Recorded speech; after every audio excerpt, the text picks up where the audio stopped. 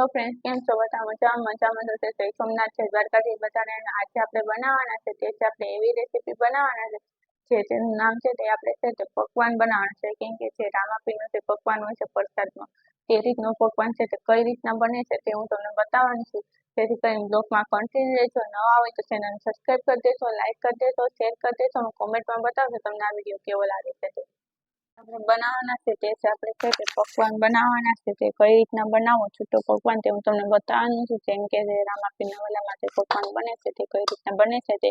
તો તેના માટે અહીં આપણે જે ઘઉંનો આ રીતના કરકરો લોટ આવે છે જે ભાખરી બનાવવા માટે યુઝ કરતા હોય છે તે આપણે લોટ લીધો છે. તે આપણે પહેલાંથી નાખી દેવાનો છે. આ રીતના હું તમને માપ બતાવું છું. ત્યાં તો માત્ર આ મેં 1 કપ જેટલો આપણે આ લીધો છે લોટ. અને હવે છે તે આપણે બીજું કઈ વસ્તુ લીધું છે તે હું તમને બતાવું છું. અને આપણે છે તે તેનાથી અડધો જેટલો આપણે લોટ લીધો હોય છે ને તેનાથી અડધો આપણે ગોળ લેવાનું છે. અને ગોળ લેવાનું છે ને તેનાથી થોડોક ઓછું છે તો આપણે ઘી લેવાનું છે. ને હવે આપણે છે તે કઈ રીતના કરવાનું છે તે હું તમને બતાવવાની છું. પહેલાં આપણે ઘી ગોળનો પાક કરવાનો છે. હવે તમે જોઈ શકો છો કે હવે આપણે જે કઢાઈ લીધી છે તેની અંદર આપણે ઘી નાખી દઈશું. જે આપણે માપ કરીને આપણે ઘી લીધેલું છે તે ઘી નાખી દીધું છે. ને હવે ગેસને આપણે ઓન કરી દીધો છે. ગેસને ઓન કર્યા બાદ પછી આપણે છે તેને ઘીને ઓગળશે એટલે પછી તેની અંદર આપણે ગોળને નાખવાનો છે. એટલા માટે ઘીને પહેલાં તો આપણે ઓગળવા દઈશું. કેમ કે ઘી ઓગળી જશે એટલે પછી તેની અંદર આપણે ગોળ નાખી દઈશું. એટલે આપણે ગોળ આપણે નાખી દઈએ. જે આપણે માપ કરીને ગોળ લીધેલો છે તે જ આપણે ગોળ નાખવાનો છે. તો તે ગોળ છે તે આપણે નાખી દઈશું આ રીતે. અને ગોળ નાખ્યા બાદ અને તેને આપણે ઓગળવા દેવાનું છે. કેમ કે આપણે છે તે તવીથાની મદદથી અથવા ચમચાની મદદથી પણ તમે તેને હલાવી શકો છો. એટલા માટે થઈને હવે આપણે છે તેને તવીથાની મદદથી આપણે હલાવી નાખીએ. કેમ કે આપણે તવીથાની મદદથી હલાવશું એટલે છે તે ગોળ છે તે આસાનીથી છે તે ઓગળી જશે. અને છે તેને આપણે પાક બનાવવા માટે થઈને આપણે પરફેક્ટ આપણે ગોળ બનાવવાનો છે તે બની જશે. અને ખાસ ધ્યાન રાખો કે ગોળ છે તેને સખત હલાવતા રહેશો જેથી કરીને છે તે નીચે ચીપકે નહીં. એટલા માટે થઈને ગોળ ચીપકે નહીં તેના માટે થઈને હવે છે તેને આપણે હલાવતા રહીશું.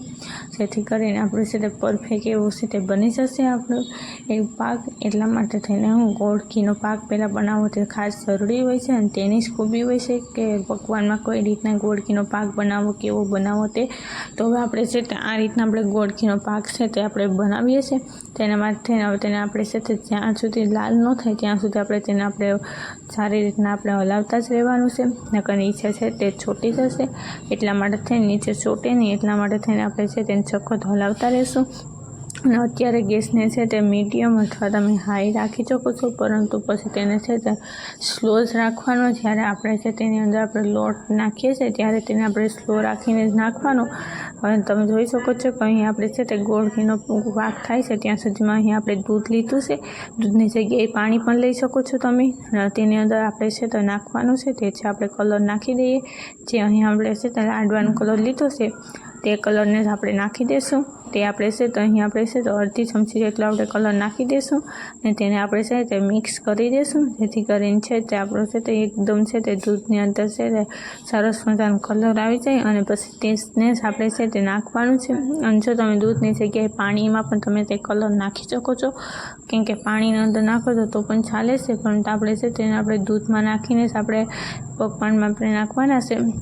અહીં તમે જોઈ શકો છો કે આપણું છે તે એકદમ છે તે લાલ થઈ ગયું છે ગોળ. તો હવે છે તેને આપણે થોડી વાર માટે હલાવશું અને પછી આપણે છે તેની અંદર આપણે દૂધ નાખી દઈશું. કેમ કે આપણે જો આ રીતના આપણે હલાવશું એટલે છે તે આપણે એકદમ છે તે ગોળ છે તે ઘીની અંદર મેચ થઈ જશે. અને હવે તેની અંદર હવે આપણે નાખી દઈશું જે આપણે દૂધ લીધું છે તે. કેમ કે આપણે જેમ દૂધ નાખશું એટલે છે તે તેની અંદરથી બબલ્સ નીકળશે. પણ બબલ્સ છે ત્યારે ઓછા થઈ જશે. પછી છે તેની અંદર આપણે નાખી દઈશું જે આપણે નાખવાનું છે લોટ તે. પણ આને છે તે આપણે આ રીતના આપણે હલાવતા રહીશું એટલે બબલ છે તે ફટાફટ છે તે ઓછા થઈ જશે. અને તમે જોઈ શકો છો કે આપણું છે તે અત્યારે મીડિયમ ઉપર જ આપણે રાખીએ ગેસને અને આપણે કરીએ છીએ. અને ગેસને મીડિયમ રાખીને જ આપણે છે તેની અંદર છે તે આપણે દૂધ નાખીને પણ આપણે છે તેને આપણે ગોળ ઘીમાં પાક થઈ જશે સરસ મજાનું. અને હવે છે તેને આપણે છે તે થોડી વાર માટે છે તો હલાવશું.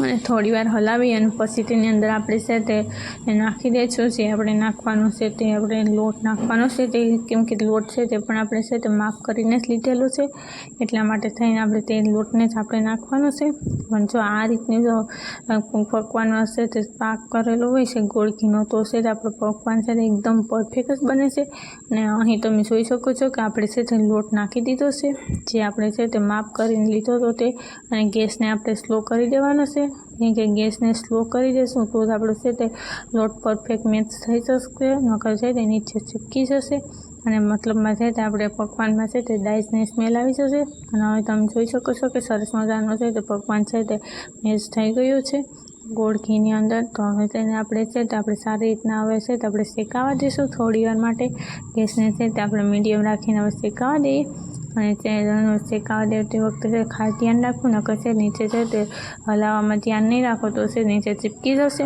એટલા માટે થઈને તેને છે તે આપણે હલાવવામાં ખાસ ધ્યાન રાખવું અને હવે છે તે આપણું થઈ ગયું છે પકવાન રેડી તો હવે તેને આપણે છે તે ગેસને હવે આપણે ઓફ કરી દેવાનું છે અને ગેસને ઓફ કર્યા બાદ થોડી વાર માટે હલાવશું એટલે જે કઢાઈમાં નીચે છે તે ગરમ હોય છે તે છે તે નીચે ચૂપકે નહીં એટલા માટે થઈને હલાવતા રહીશું અને તમે જોઈ શકો છો કે આપણો પકવાન છે તે એકદમ છૂટછૂટો છે રામાપીરનો પ્રસાદનો જે રીતનો પકવાન હોય છે તે જ રીતનું આપણું પકવાન છે તે બની ગયું છે અને હવે તેને આપણે એક બાઉલમાં અથવા પ્લેટમાં તમે જેમાં તમે સર્વ કરવા માગતા હોય તો તેની અંદર તમે કાઢી શકો છો અને હવે તેને આપણે આ રીતના આપણે છે તે એક બાઉલમાં કાઢી લઈએ કેમ કે આપણે છે તેની અંદર તમે જો છો ડ્રાયફ્રૂટ નાખી શકો છો એલચી પાવડર આવે છે તે પણ નાખી શકો છો અને તે ન નાખવા હોય તો તમે તેને સ્કાઈપ પણ કરી શકો છો અને તમે જોઈ શકો છો કે આપણું પકવાન છે તે એકદમ સોફ્ટ એવું જ આપણું પકવાન બન્યું છે અને જોતાં જ ખાવાનું મન થઈ જાય છે તેવું જ આપણું પકવાન બની ગયું છે